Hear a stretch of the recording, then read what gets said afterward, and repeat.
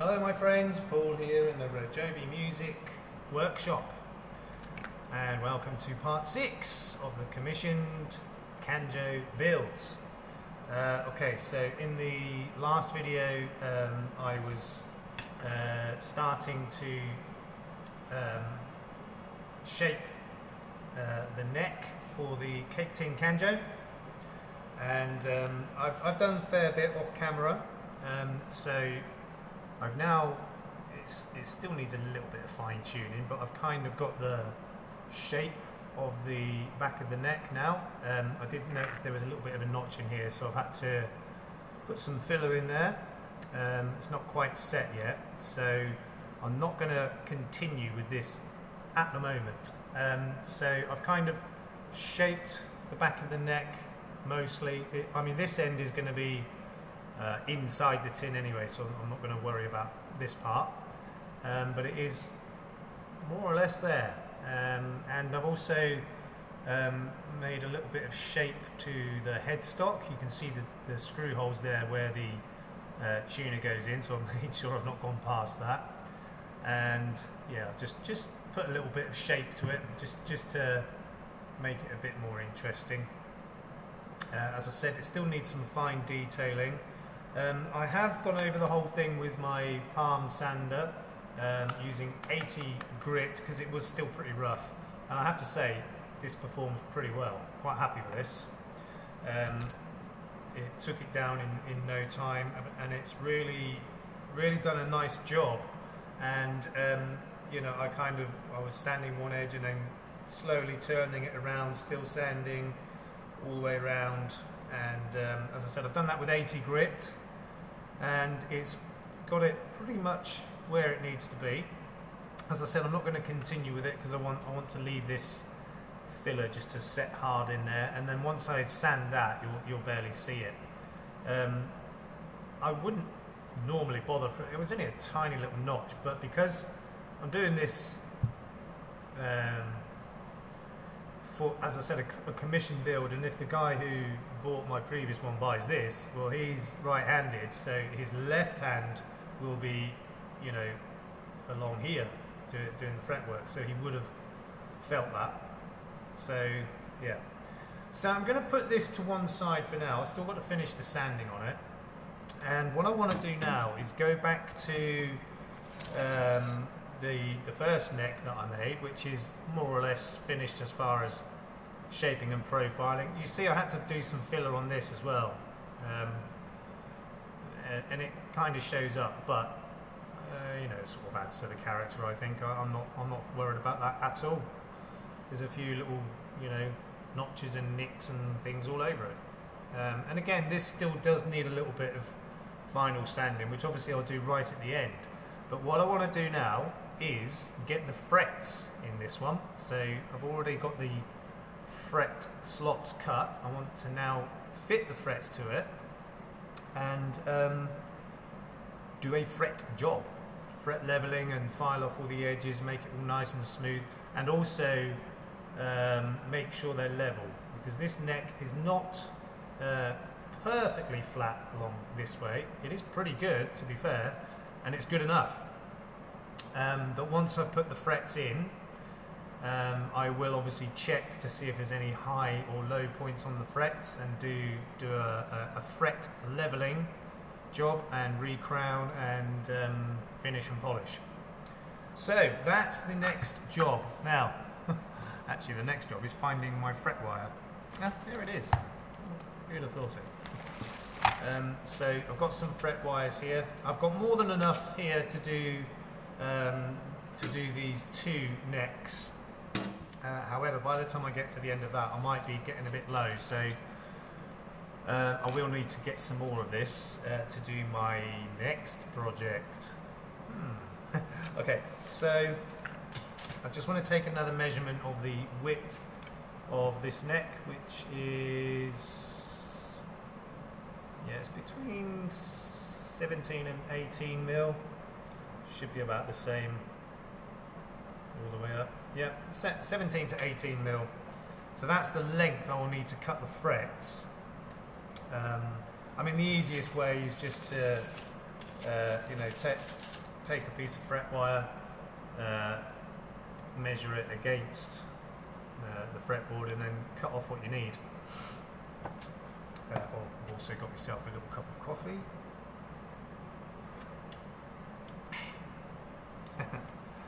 Okay, so I think the easiest way to do this will be to clamp this in my workbench again, just to hold it still, and then start to cut out the frets.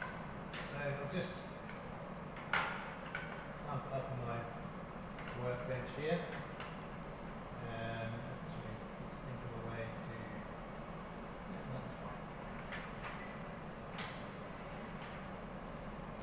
to. Okay, so that's nice and securely clamped in my workbench. Okay, so what I need for this step is the fret wire and just a set of end cutters. Now these I've shown in the past before. I've ground the top of this flush with the actual jaws. Normally on these, here there'll be like a little V that goes into the jaws itself, but so what I've done is I've ground the top of that flush so that where the jaws meet is flush with the top there. Now the reason I did that is because I use these to pull frets out of a fretboard, and you need it flat here so that the jaws actually get underneath the edge of the fret to pull it out, which I'll probably show again in another video in the future. Okay, so let's get my fret wire first. Should I start with a few of the shorter pieces? I might as well.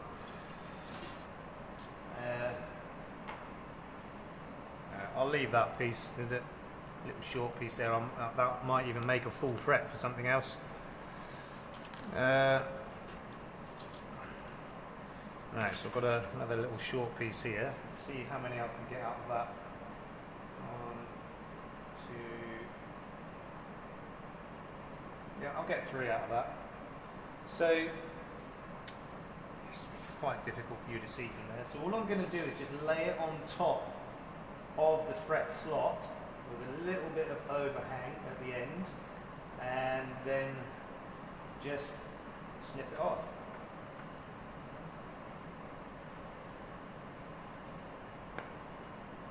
Okay, just make sure that's long enough. Okay, that's one. And another one.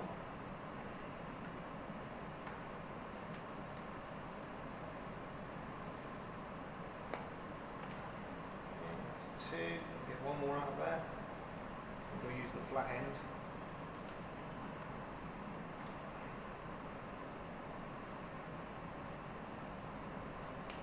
Okay.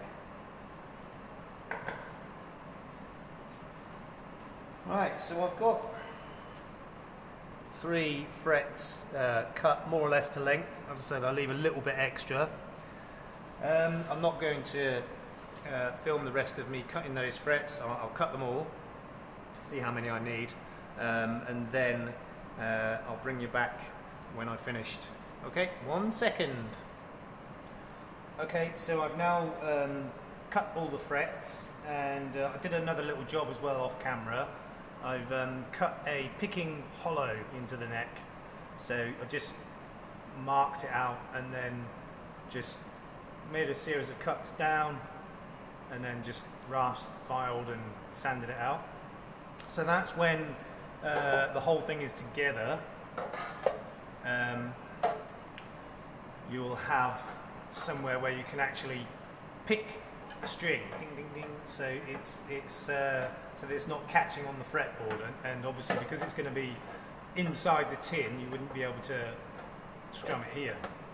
So you've got a little picking hollow so that you're not sort of hitting the side of the fretboard, which I've done with the others as well, and I won't be doing it with the Cake Tin one, which I'll obviously show you when we get to that stage. So we're ready to put the frets in. So I'll just clamp it up in my bench again. Make sure it's well in there. Okay. So I've actually, when I've cut that hollow, I've actually got one less fret slot, so therefore one less fret. Now what that means, you'll see that the fretboard is only there to there. It's quite short, so it only goes up to the 7th fret, which is 1 octave. But that's fine. An octave is enough for these kind of instruments. It's just right, actually. Okay, so I've got my little frets, and I've got my proper little fret hammer, which is all plastic. So it's got plastic head that side and brass that side by these people. Yeah, handy little tool. Okay, so what I'm going to do this time, which I don't normally do, I'm going to put a little bit of wood glue in the fret slots before I put the frets in. Because what I have found in the past, if you're not using a proper fretboard, in this case, I'm just cutting it straight into the neck, and it's a different type of wood to your normal fretboards. And what I've found in the past is that the frets aren't always secure in there. Sometimes they get a bit loose. So I'm going to try this time just to put a little drop of wood glue in each of the slots before I put the frets in, and that should hold them a lot better. Okay, so just need a little pot of wood glue. So I'm going to do 3 at a time, I think. So just a little drop of wood glue in the slot. I'm going to end up with far too much, but I can always wipe up the excess. 1, 2, and 3. Okay, so yeah, unfortunately you can't see too well what I'm doing. Let's see if that helps any. Probably not. So I'll just smear that glue in the slot a bit more. Okay, so take the first fret and place it into the slot. Now I have cut these frets a lot longer than necessary. Some of them are a bit too long, but hey ho. And just tap them in.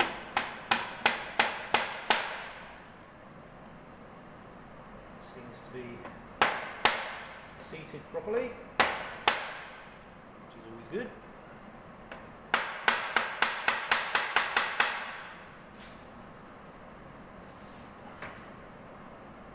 That looks good.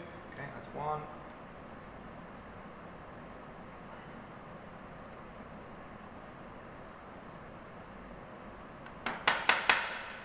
that didn't even go in. Very fiddly with these tiny little frets. Okay, someone at the door. 1 second. Okay, sorry about the interruption. That was a customer. Potential new student, so that's all good. Okay, so they seem to be going in quite well, and as I said, hopefully the wood glue will keep them securely in place.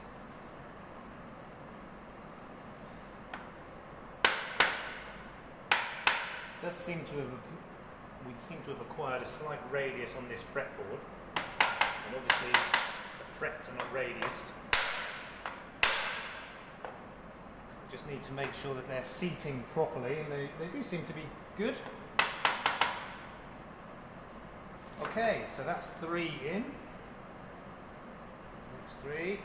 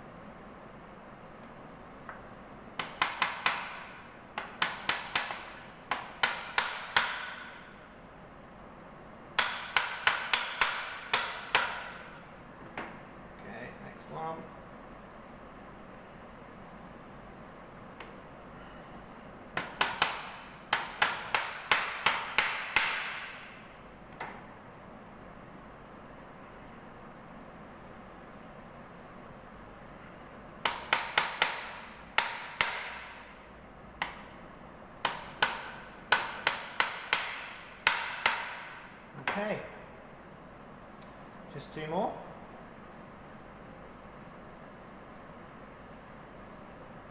And of course the glue won't come out.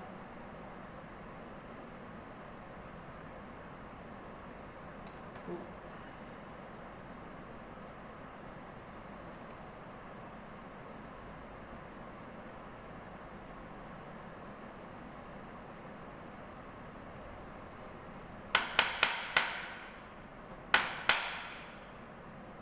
Very fiddly when they're so short.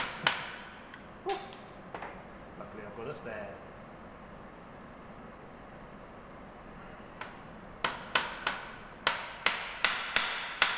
Okay, last one.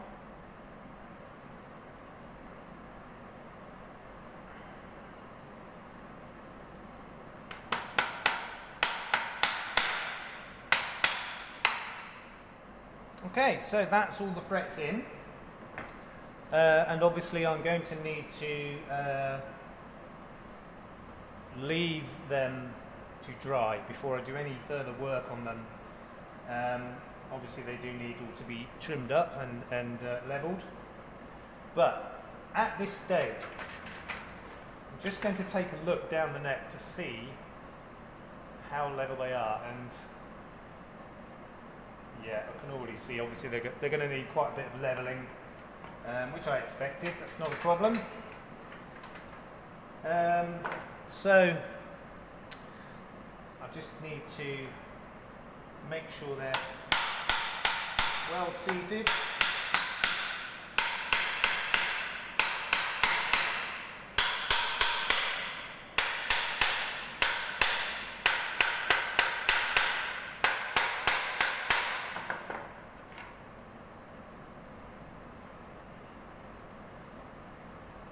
Okay, seem to be good.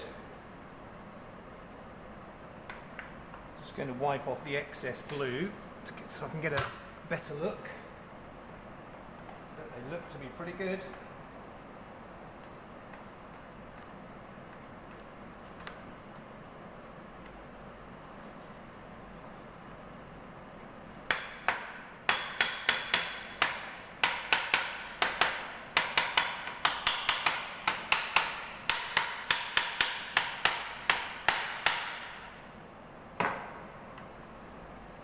Okay, I'm going to leave those to set for a while before I need to do any further work. So, while I'm waiting for that to dry, I can come back to the other neck. So, what I'm going to do is,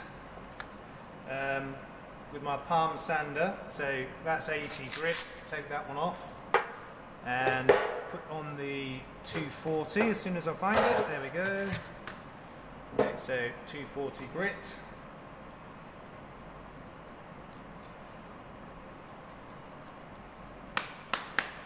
And I just want to start to smooth it down a bit more. Let's see. Don't need to go any further than that, so I'll just draw a line there. So that part of the neck is going to be inside the tin, so I don't need to worry about that part. And the filler seems to have dried quite nicely now, so we should be good to go. So I just want to, I mean this is only 240 grit, so we're not going to get the final finish with this, but I just want to, you know, smooth it a little bit more.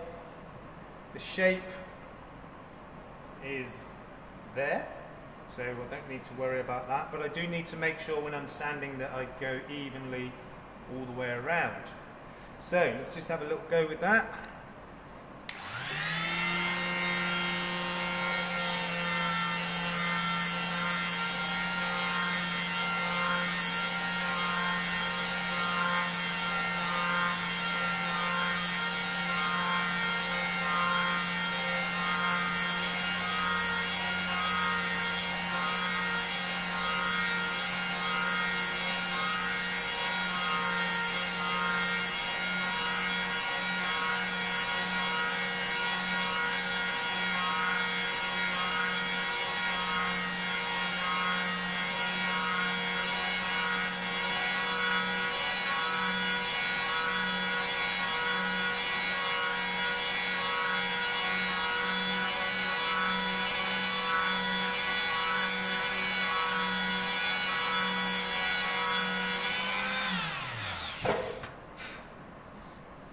That's already feeling a lot better. Much smoother already. Yeah. Yes, I know I should wear a face mask. Dust mask. Okay, so that's coming along really nicely. So I'm not going to film any more of that, me just sanding and sanding and sanding. It's not particularly exciting, you get the idea. And once again, as I said, I've got the headstock kind of shaped. Just wanted something a little bit different rather than just, you know, come up, over and then down. So I think that looks okay. And yeah, so it's just a load more sanding for this one. And then, as the one I've just done, the next job after the sanding will be to fit the frets. And I'll probably film that as well. So I'm going to continue with the sanding on this while I'm waiting for the glue to dry on the other neck fretboard, and then, you know, we'll continue with doing the the frets. Now, what I want to try and do is get this one finished. So with the Dutch Cocoa Tin, I want to get this one finished hopefully today, but I'm not sure. We'll see how far we get. As I said, I am hoping to get it finished today, because once I've done all the frets, there isn't really a huge amount more to do. What I will need to do after I've done the fret job is I need to fit the nut, put the tuner on, put the string on, and for now I'm just going to attach a string at the end here, and then I need to put the bridge or saddle in and set up the intonation. So that will be the next job. I'm not going to explain too much now, I'll show you that in a later video. But as I said, for now I'm going to continue with the sanding and probably get the frets in this as well. I want to thank you all for watching and say love you, Dad, miss you loads, and peace out.